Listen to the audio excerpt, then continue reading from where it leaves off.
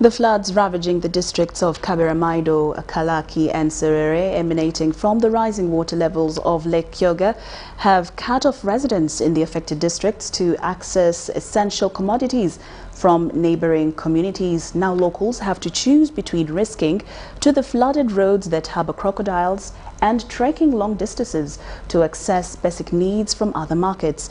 The hardship came to light during a familiarization tour of government projects by the State Minister for Teso Affairs. Details in this report. Kalaki district is among the 3 districts in Teso sub-region that has been adversely affected with floods arising from the increased water levels of Lake Kyoga and that have destroyed many of the feeder roads. This has made it possible for residents to access their daily essential needs from the nearby markets and also health services from nearby health centers. If someone is sick, there's no way of really do some help to that person.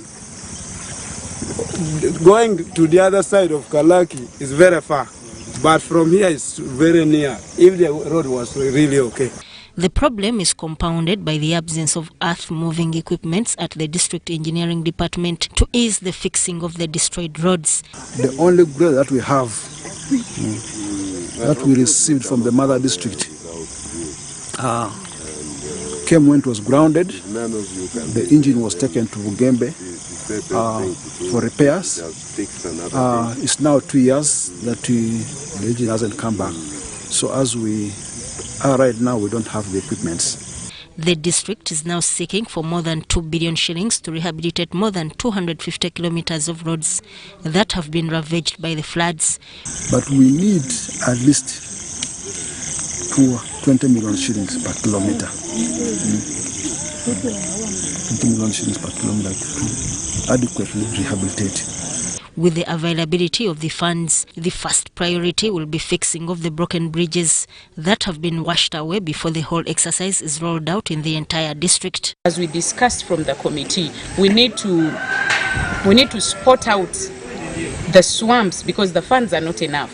And when we look at how things have been operating, they've been working on the roads and then they skip the swamp and then they go to the other side, of which, as the chairperson right now, I see like we need to strategize in a way that we map those particular swamps and then we plan, we cost accordingly.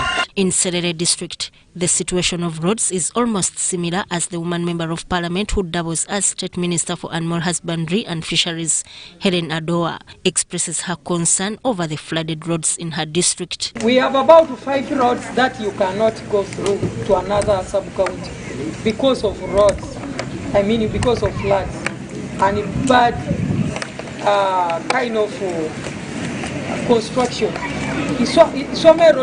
The next day, so help us. Since we are full of water. Minister of State for Teso Affairs, Dr. Kenneth Ongalo Obote, who was on his familiarization tour and inspection of government projects, assured the residents that government is aware of the impassable roads in the region. So I think you can appreciate the anger that sometimes people feel, the locals especially, when they are faced with that kind of situation, day in, day out, when they have to transport their sick ones. But our coming here has really been to reassure people that the government is aware and that these roads will be worked on.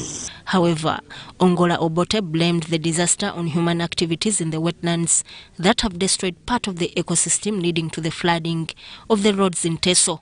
Joseph Okou, UBC.